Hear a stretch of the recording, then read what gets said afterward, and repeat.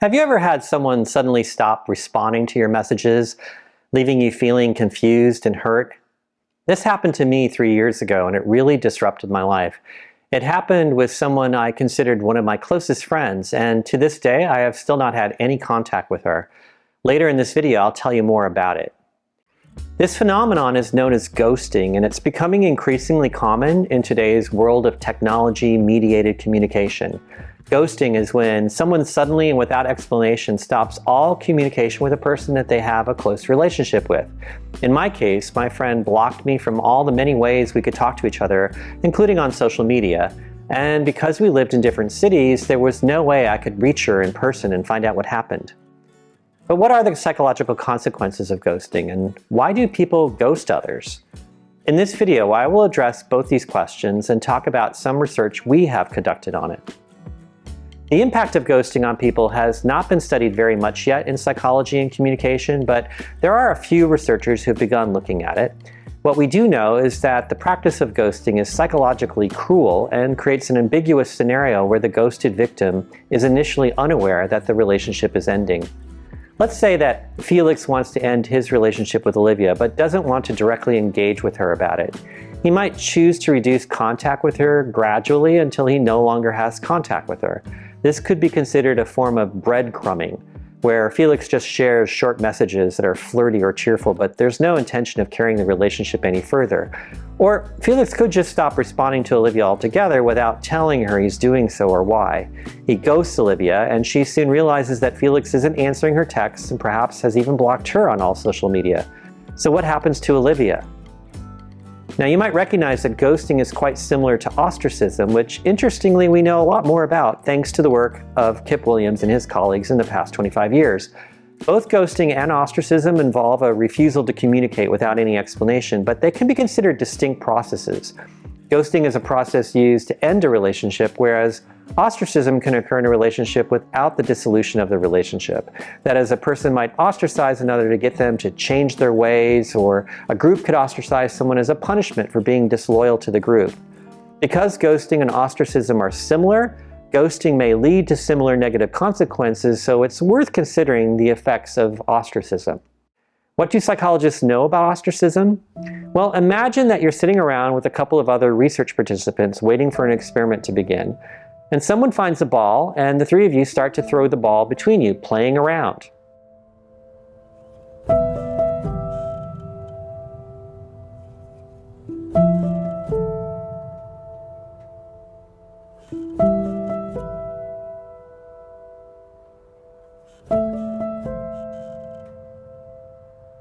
But all of a sudden, they stop throwing you the ball.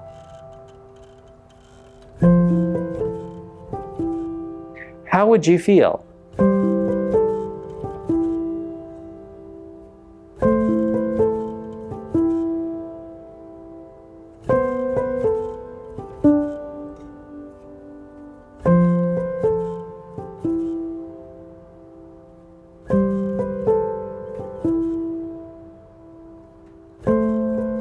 Not so good, right?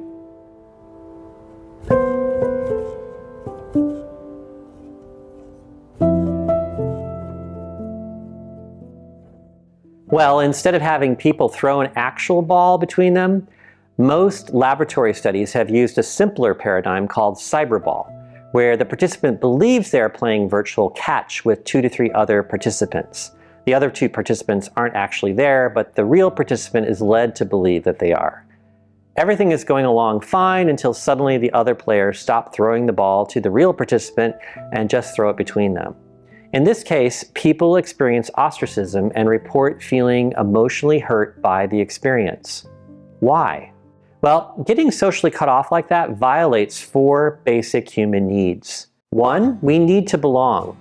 Humans need to feel connected to others, and ostracism is a disconnection.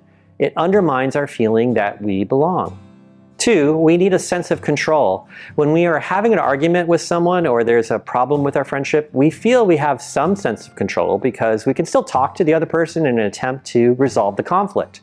When we are ostracized, that sense of control is removed. 3rd, we need self-esteem.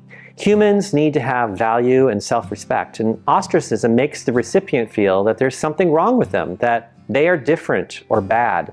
Fourth, we need a meaningful existence. We need to feel our existence has purpose.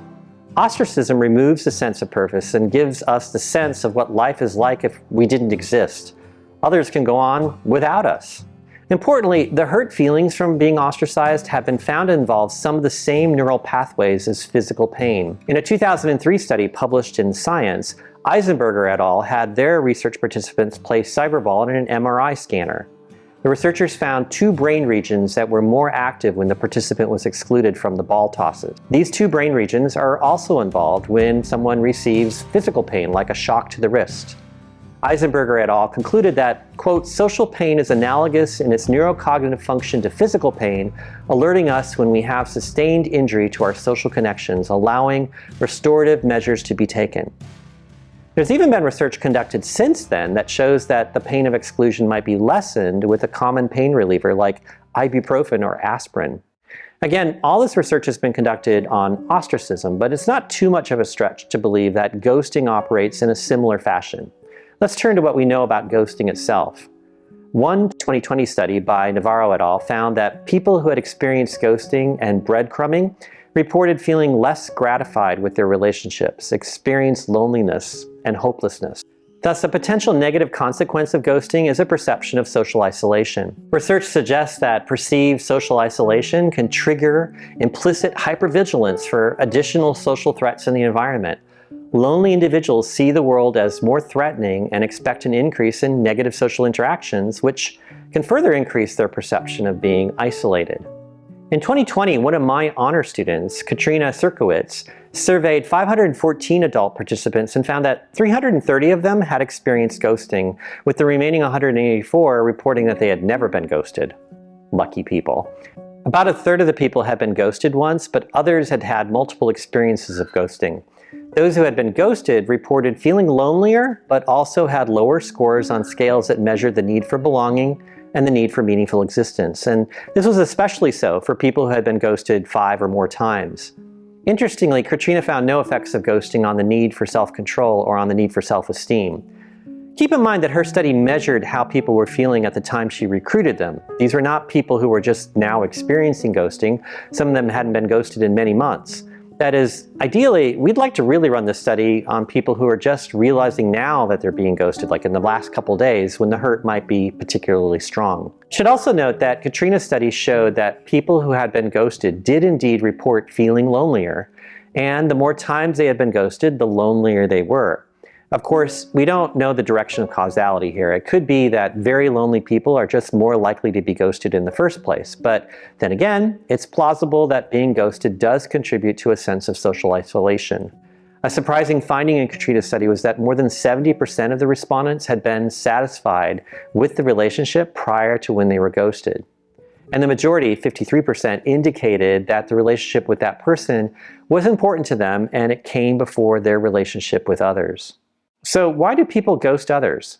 Well, there are a few different reasons. For one, let's just say two people have just started some sort of relationship and they've chatted a few times and sent pictures to one another. However, one of them may feel like they're not ready for a serious commitment, and instead of communicating this to their partner, they choose to simply disappear.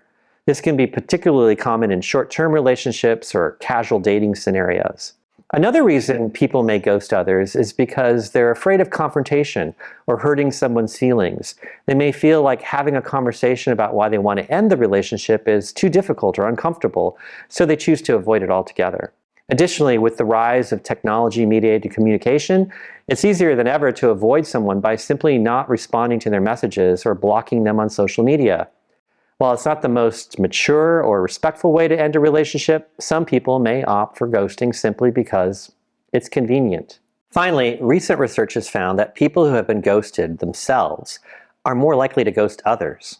In Katrina's study, 1/3 of the participants who had experienced ghosting within the last 2 years had ghosted someone else since. Indeed, a 2021 study by Navarro et al. Found a positive correlation of 0.53 between whether someone had been ghosted and whether they ghosted someone else.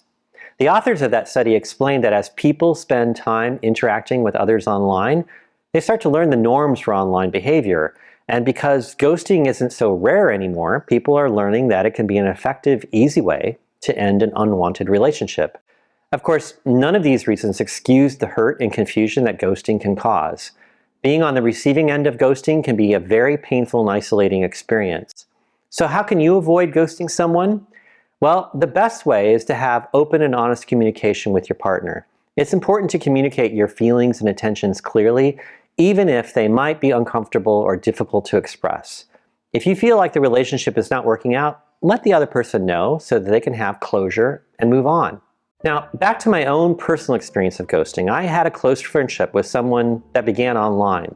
For nearly 5 years, we regularly chatted with each other about the minutiae of the day and occasionally emailed each other manuscripts that we were working on for feedback. Then in late 2019, my friend's offline real life nearly went off the rails for reasons not having to do with me. I tried to be as supportive as I could as her online friend. However, when things became a little more fraught between the two of us, I tried to work it out, but she simply said, "I'm removing myself from this conversation," and cut me off. Like I said earlier, she immediately blocked me on all social media and I had no way to communicate with her. My reaction to losing such an important friend was one of sadness. It was like my friend had suddenly died and I had no chance to say goodbye. Of course, in this situation, she hadn't died, but I had no recourse in finding out why she suddenly did this. No explanation, just silence. In the following weeks, I was stressed because I had a grant proposal due, COVID started to affect all of us, and I developed shingles, all while mourning the loss of my friendship. I can't blame this instance of ghosting for directly causing my illness, but it certainly was a contributor. I've sent the occasional email to my friends since then, but never received a reply. I talked through my loss with my wife and my real-life friends and eventually recovered, but I believe the ending of this relationship would have been far less painful if I had been given a chance to have closure. In retrospect, I can only guess that my friend was already overwhelmed with all the things that were going on in her life, and it was easier to disconnect with me than trying to work out any problems we might have been having. So, in conclusion, ghosting is an emotionally harmful practice that can have negative consequences on both the ghosted and the ghoster. It's important to remember that open communication is key in any relationship. So let's try to break the cycle of ghosting and instead treat each other with kindness and respect. Have you been ghosted?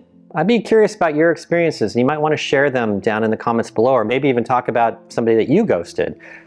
Nevertheless, if you like this video, please give it a thumbs up, a like, and I hope that you will come and see us again sometime. You might even want to watch this video up here about catfishing, in which catfishing often ends with ghosting. So very similar kind of process. And thanks for watching. Please stay curious. Bye.